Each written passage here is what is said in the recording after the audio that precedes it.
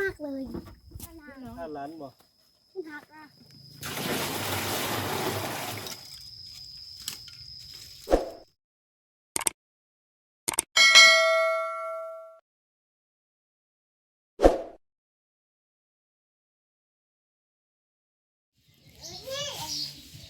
สบายดีตอนสายๆทุกคนตอนนี้กับบรรยากาศตอนสายๆนี่ค่อยกับสิได้ไปตักน้ำก็ตักน้ำอยู่น้ำกินไปตักพวกน้ำซางห้อยโคยพวกละทางนาสเปนหน้าตัวแคมบ้านเนี่ยผมไม่ได้หน้าอยู่ไหนเลยตักน้ำตักในพวกแล้วก็สิได้อ้อหน้านะสิได้เจาะท่านพร้อมได้ควัดท่านพร้อมบนนี้นะ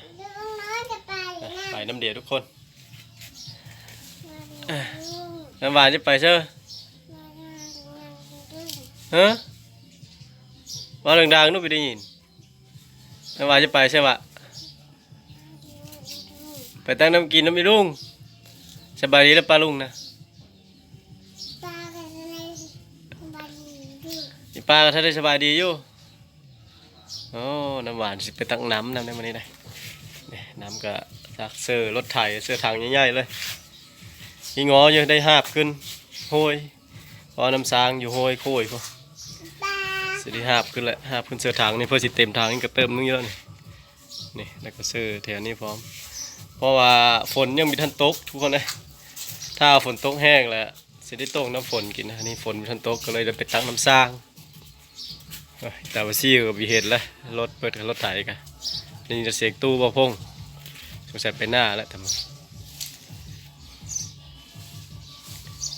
ตั้งน้ำทุกคนเลย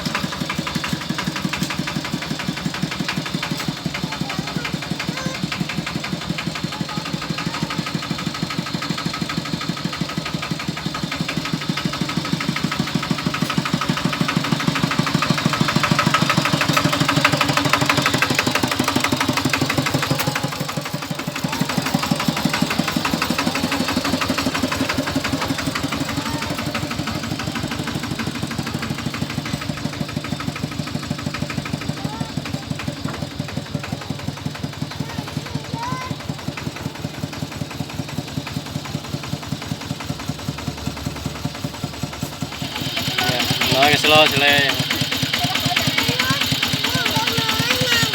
ให้มันแลนเอาน้อยนะแลนมาตาดุงก็ยังฮอดใส่หมวกอีโอ้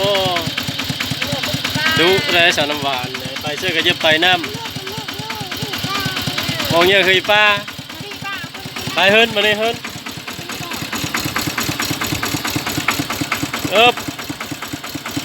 เอาไหน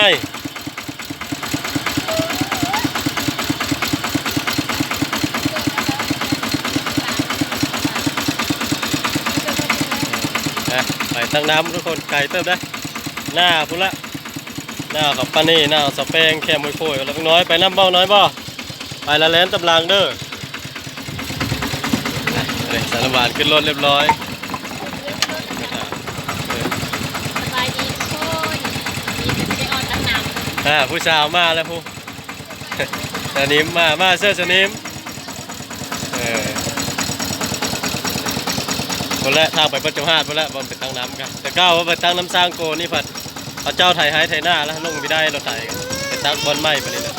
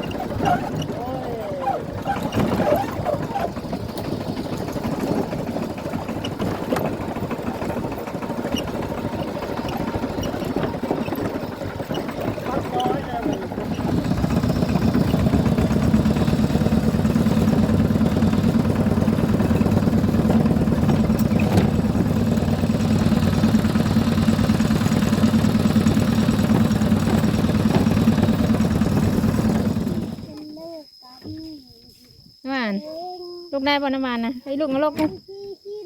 ลงเลยอย่าเพิ่มอันนั้นได้ไกลเขาลงโหยผู้ใดลุงเลยยืนท่าไอ้ลุงก่อน้องไม้ฮะเด้อไปยังพุ่งไอ้ลุงเอาลง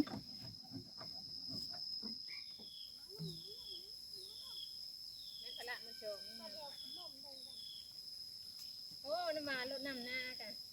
โอ้ได้แหละเล่นดึกช้างคนเด้อไปประตูเอ็ดล้มเลยล่ะดูด้วยเลยอาร์ตเด่นไปต้นน้ำอ้อน้ำบ้างเงินเอาไหมเนี่ยตัวแหนเขาไม่เอาเนาะเยอะเอาหม้ออีกเอาได้ยืดตรงโต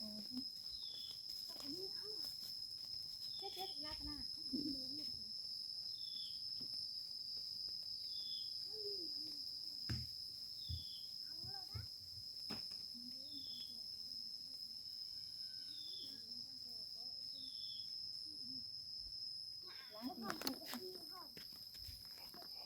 น้ำซางโคยลาหาพนลาหอยกับกีนี่ว่าหอยกับกีกัน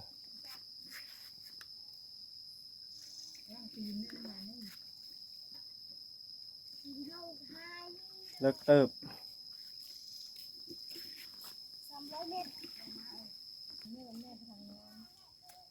อะไรมันไม่เต็มร้านเต็มทางเต็มตั้งอยู่ ว่านี่เต็มไปเลยแล้วพี่ว่านี่นะพี่มันมาเช้านี่แบบเนี้ยเขาแบบโอ้ตัวมันตั้งแต่เช้าแล้วก็เห็นเปิดมาขอก็ย้ายอยู่กับแมนมาขอนั่น ไม่ต้องเขาไม่อยู่นั่งก็ไม่ต้องแต่ มาเจ้านะเขาเอาอยู่พุ่น ขนาดนั้นบอกห อื น้าม แบบนั้น เอาอยู่หน้ากับมันทุ่มด้วย น้ำดินดะเนาะน้ำดินดะแล้วมันเป็นด้นๆเนาะ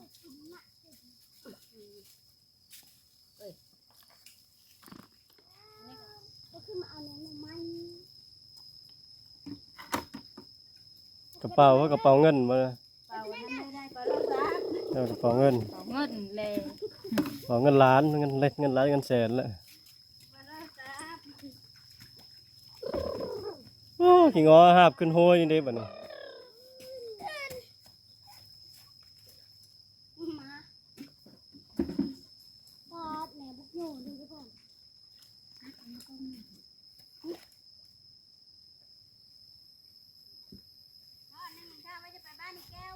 น้ำใสได้โตนน้ำใสได้ ไล่ยูเปอร์ก็ไล่หูคิด ตกเลยล่ะ คอยคุณเนี่ยเขายึดไว้ต้นเยอะพวกผมจะร้ายหนึ่งบาท อร่อยมากๆเลย ยุบน้องในต้นเยอะน้องมันไงเยอะมัน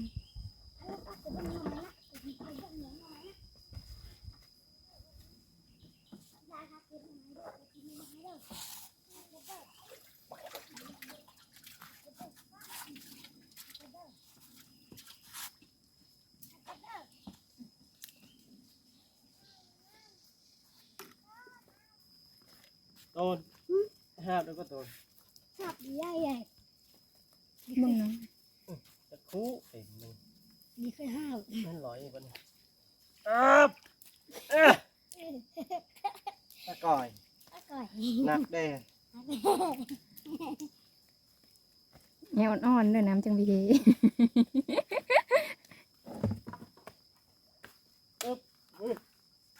หักกันนะ ข้าร้านบ่ หักนะ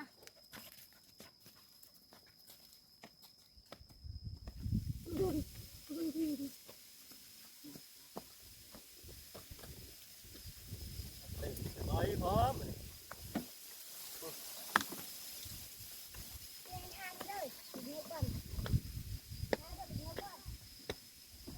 ปึ๊บ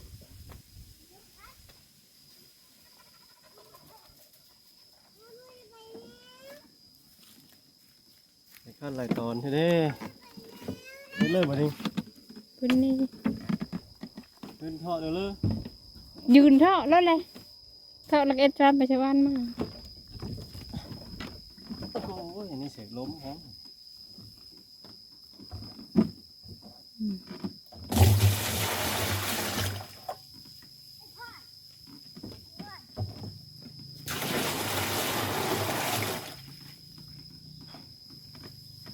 ได้สิเต็มกันทุก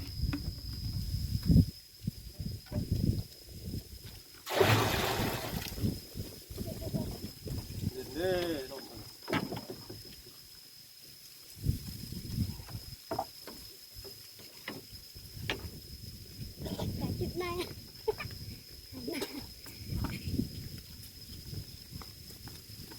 อันนี้เร็วเด้อ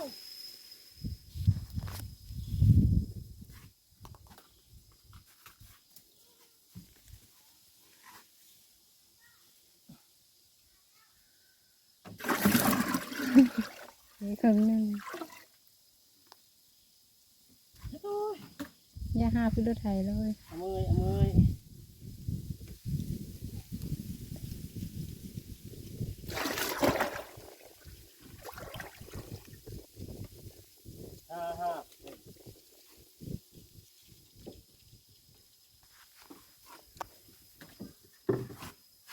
ห้า เมื่อกี้ดินเดี๋ยวมันน้ำมันโดนคือ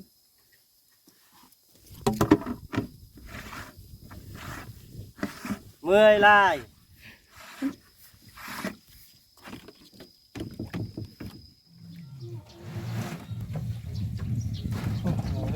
น้ำลงจะเฮิร์นก่อน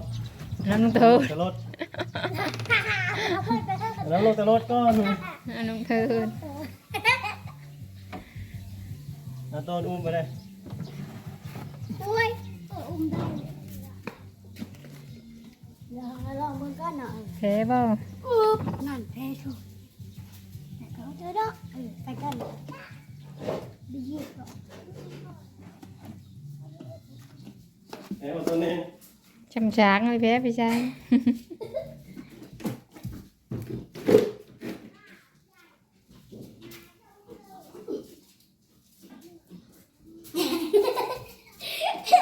นักเด็ก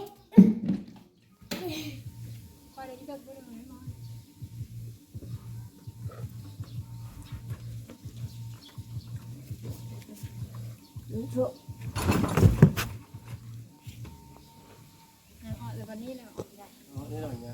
เอามากะบ่แม่นมันเกิดใกล้ละใกล้คือสิปล่อยบ่ละงูควายกับปล่อยละยังแต่แบโอ้นอนเปยจนนี่บ่แม่นนี่งูควายก็กินเฟิงอยู่ทุกคนนะตัวยามันจะเห็นละเดี๋ยวนี้นะกินเฟิงแล้วมัน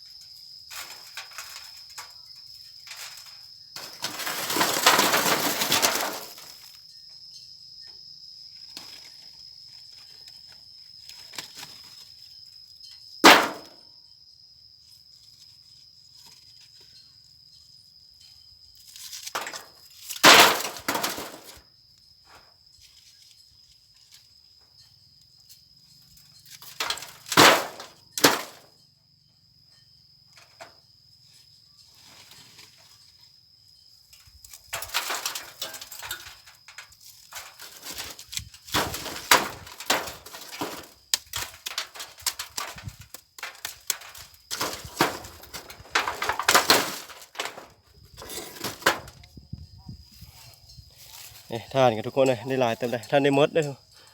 โอ้อยู่ในก็ยังหลายอยู่ในก็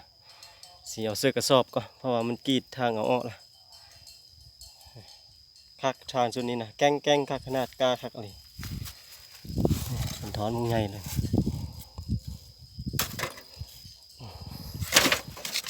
ยอดทานส่วนนี้กล้าคักขนาดเลยเสื้อกระสอบก็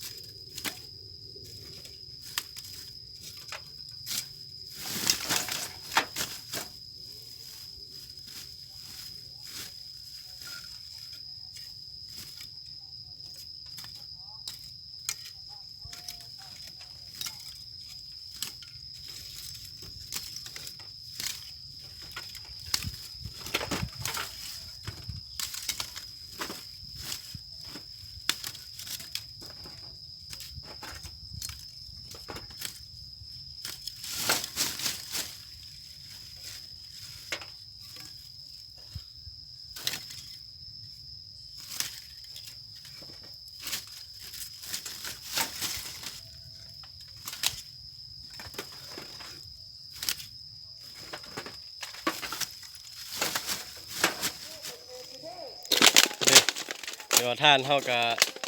วิธีซ้อมนะเก็บเสื้อเลยเอาก้อนใหญ่ๆเสื้อเลย